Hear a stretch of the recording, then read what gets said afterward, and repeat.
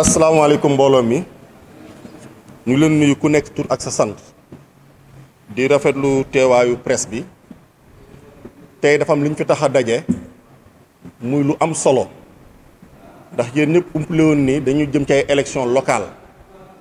yàlla def ñu bokk ci biir parti bi ñuy wax réew mi yàlla def le parti réew mi bokk ci mouvance présidentielle actuellement au moment où nous parlons ñu jëm ci ay jongante yu am solo yàlla def volonté président de la République Macky Sall ak mouvance présidentielle bi ak coalition bi amoon yéene que ñu reconduire l'ensemble des maires yi nekk ci biir Sénégal ñun ba fii ñuy wax jàppoon nañ ni loolu moo valable au niveau de Thiès ndax bi ñuy woote pour ñu war a dem réunion à Dakar pour ñu jëli kayit yi war a tax ñu tabax suñu liste yi ñu woo les 3 maires le maire Bassirou Diop le maire Lamine Diallo ak Alioune Sow ñu jàpp ni ñooñu ñoom ñooy nekk les têtes de liste ci suñu ñetti communes yi mais depuis démb dañu jot ay information yoo xamante ni dafa mel ni dafa waroo ak volonté bi nga xamante ni moom la président de la République wax te ñun ñu jàppoon ko au niveau de la base dañuy lancer appel au président Idrissa Seck di ko xamal ni ñun Thiès Est l'ensemble on a 19 centres de vote et sur les 19 centres de vote les 17 coordinateurs centres de vote ils sont avec le maire sortant Pape Bassirou Diop pour mu diriger la liste bi war a jongante ci élection yi di ñëw idem li valable ci Pape Bassirou Diop moo valable ci Thiès Ouest ñoom daañu jël seen kàddu wax mais man en ce qui me concerne ñun en politique Idrissa moo ñu jàngal ni en politique rien ne se donne, tout s'arrache ba pare mu teg ci ni kenn du xeexe minorité ci majorité ñu jàpp ni Thiès Est fii ñu nekk ak lu mën ci xew Pape Diop moo yor majorité bi ndax ba ñuy natt secteurs yi Pape Diop avait plus de 111 secteurs moo taxoon ñu reconduire ko def maire en 2014 actuellement ñun dañoo respecter discipline parti ñi toog ci table bi yëpp Thiès Est ay coordonnateur de centre de vote la li may wax c'est vérifié parce que le président Idrissa Seck envoyé nañ ko bataaxal bi wane ni Thiès Est coordonnateur yëpp ils sont avec le maire Pape Bassirou Diop pour mu diriger suñu liste pour njëriñu parti bi parce que aussi quoi qu'on puisse dire li tax ñu cërale ko yàggam ci biir parti bi ak li mu liggéey ci biir parti bi moo tax ñu jagleel ko loolu mais bu dul loolu am na ñoo xamante ne majorité ñu ngi ànd ak Pape Diop ña nga xamante ni ñoom ñooy woote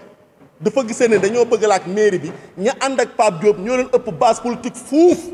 te Idrissa mën na vérifier loolu parce que ña fay nekk di wax amul kenn ko xam am nga plus de 5 secteurs moi qui vous parle à Silema j'ai monté 6 secteurs mais dama ànd ak Pape Bassirou Diop ma xam ni moom newoon naa tant que mu ngi soxla dara ci commune bi du ma ci xëccoog moom te li valable ci man moo valable ci coordonnateur yi toog donc ngor ak dignité la ñu ànd ak moom ak bëgg liggéeyal suñu parti damay lancer appel nag wax le président Idrissa Seck que lépp buy def choix nu xool bu baax choix bu muy def parce que doo tànn koo xamante ni yow pour nga am benn secteur sa problème la wala pour sa quartier mënoo sax jiite ASC ba fa nekk bëgg a jiite lu toll ni commune loolu duñ ko d'accord parce que kenn du nasaxal suñu parti bi donc looloo tax ñun ñu daje fi di wax ni moom même bu fekkee dafa bëgg am la bonne information il n'a qu'à organiser des primaires parce que moo ne politique base balaay waxal politique base balaay waxal xam nga dafa yomb trop ngay dem di manipuler say nit nu mu la neexee ngay woo ne nga ne ko demal wax wala demal def wala ci réseaux sociaux yi mais base bi bu ñu fa wéetee ku nekk xam nga kan mooy kan léegi li ma bëgg nag mooy président Idrissa bu ko lépp doyul li ñu ko jox bu ko doyulee na dem directement ci base ba la mu defoon en 2014 on a 19 centres de vote na convoqué les 19 coordinateurs ak seeni délégués ak secteurs yi fi nekkoon ñu désigné kan la ñuy wóolu pour mu nekk tête de liste élection yi di ñëw pour ñu ànd ak waa Benno Bokk Yaakaar bu ko defee ba pare ñun lépp loo xamante génn ci urne dañ ciy plié wu mais xam nga lu ñuy bañ décider à la place majorité bi nekk ñu des jël ay minorités di leen jox pour ñu gouverner loolu mënul nekk donc loolu moo taxoon pour ñu daje fi waxuñu ni nag que parti bi dafa jël wala jëlul kee mais dañuy alerter lancer appel wax président bu bëggee am la bonne information nañu dem pourquoi pas ñu def ay primaires ñu ñëpp ñu toog mu woo coordinateurs yi ak yooyu parce que tey ñi fi toog c'est des responsables woowuñu ñi nga xamante ne dañuy mobiliser wala leneen responsable centre de vote lañ fi woo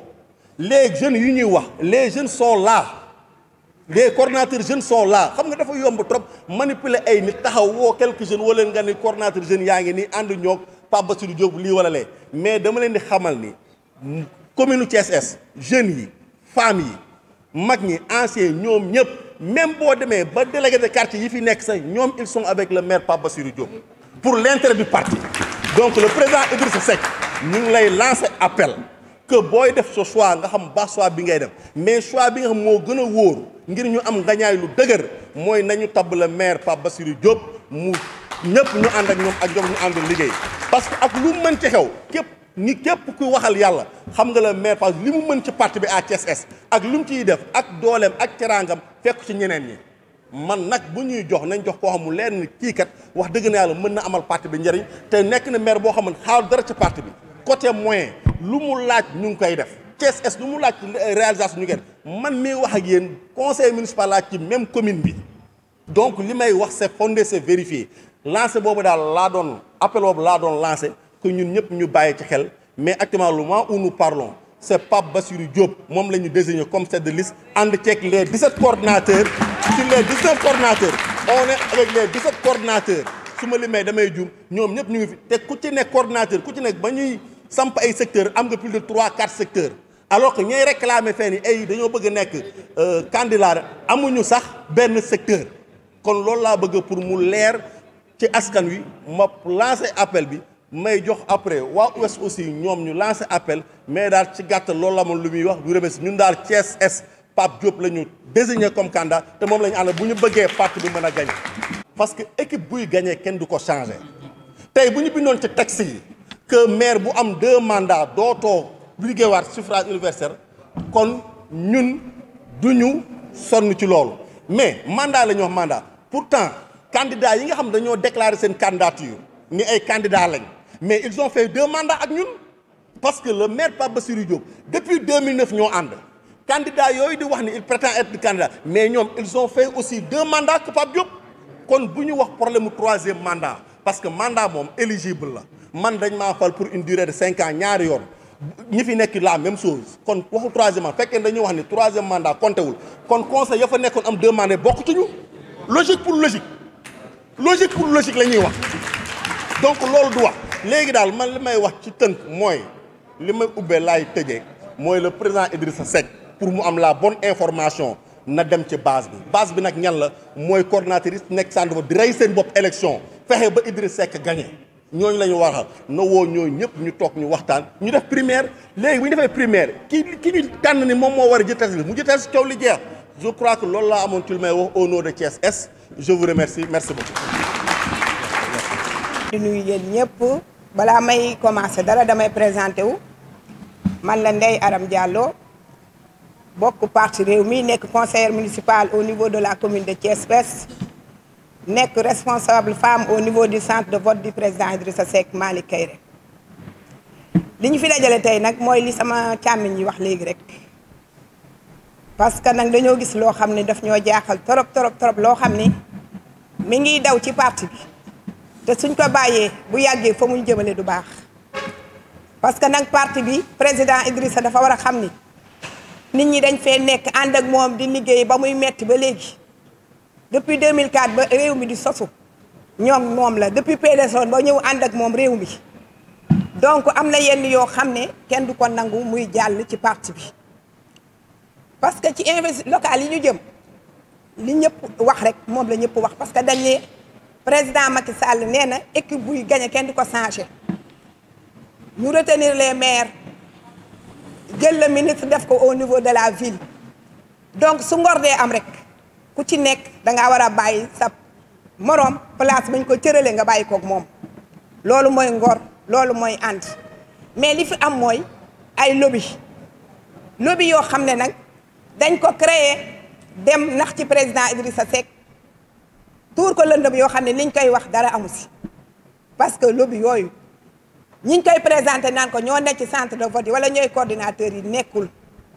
au niveau de la Thiès Ouest ñun 18 centres de vote la ñu am 18 centres de vote yooyu centre de vote bu ne dafa am comité électoral te moom moo ko digal woon pour ñu teg ko maire bi teg na lépp centre de vote bu ne am na coordinateur am na responsable femme am na responsable jeune am na responsable ancien donc loolu carte gi day leer waxtaan bi day mën a leer te day yàgg te du metti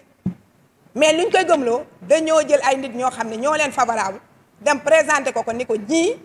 ñoo nekk ci centre de vote yi dugal leen ci moom ñooñu wax ne ko bëggatuñu diw ñii la ñu bëgg ñii buñ leen falee parti bi day jël du gagné ñun nag dañ koy xamal ñun au niveau de la commune de Thiès Ouest suñu les 18 centres de vote yi ñu am coordinateurs yi 4 coordinateurs ñoo ci àndul ak le maire Aline Sow les 14 sont avec le maire Aline Sow les ci biir responsable femmes yi 18 lañu mën naa ne 2 ñoo ci àndul ak le maire Aline Sow les 16 sont avec le maire sortant monsieur Aline Sow responsable jeunes yi mën naa ne groupe googu di wax yëpp 3 ñoo ci nekk responsable 3 ñoo ci nekk responsable ñoo xam ne ànduñu ak le maire Aline Sow yeneen 13 yëpp maire Aline Sow la ñu àndal mais dañuy gëmloo président ne ko di ko dugalal ñoo xam ne ñooñu représenté wuñu dara dañoo nekk rek ci parti bi di créer boucan ñu jiital leen ñuy def lu leen neex te ñun loolu lañ dul nangooti dañuy xamal président Idrissa Seck de ko moom bu nee na bëggul njabootam tasaaroo su bañee njabootam tasaaroo nag day woo njabootam mu waxtaan ak ñoom loolu mooy dëgg te woote bi day yomb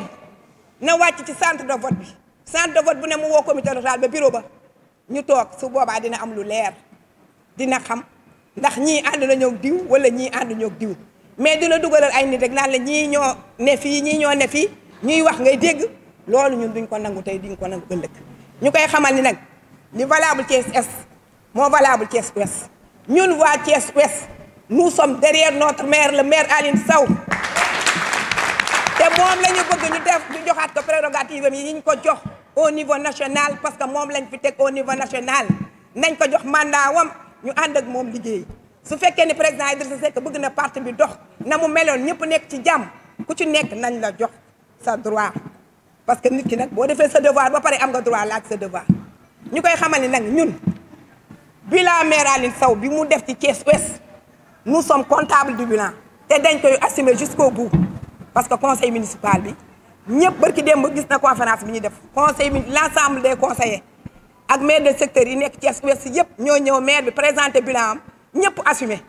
d'accord ni ñun ñi ngi derrière le maire Aline Sow donc nag président Idrissa na dajale njabootam woo leen wax ak ñi mu war a waxal balaa muy jël benn décision parce que am na décision yoo xam ne bu ñu la poussé ba nga jël ko su yàggee nag macha allah di nga rëccu loo xam ne defoo ko woon li ñu bëgg nag nañu woo ñun ñëpp na woo moom moo digle woon ni nañu def ay comité électoral def nañu comité électoral monté nañ ko centre de vote bu ne am nga sa bureau na woo bureau bi loolu yomb na su wooyee bureau bi dina xam ne kii ak avec kii ak wala kii ak avec kii mais nag di la dugal ay nit rek naan la ñii ñoo ànd ak diw bu ñu àndul ak moom ñu wax ko yàq deram wax la loo xam ne nekkul loolu moom daf fi jeex parti bi nag ñun dootu ko fi nangu tey dootuñu ko fi nangu ëllëg parce que duñu liggéey dafa duñu liggéey boobu ba léegi ñu ñëw di jël ñeneen ñoo xam ne ba ñuy liggéey ñun ña nga toogoon ci seen kër di nelaw jël leen di ñu teg suñu kaw duñ ko nangu tey duñ ko nangu ëllëg loolu daal laa amoon ci li may wax di leen gërëm di leen sant di ñaanal ñëpp jàmm di ñaanal aussi parti bi jàmm maa ngi gërëm ñëpp di sant ñëpp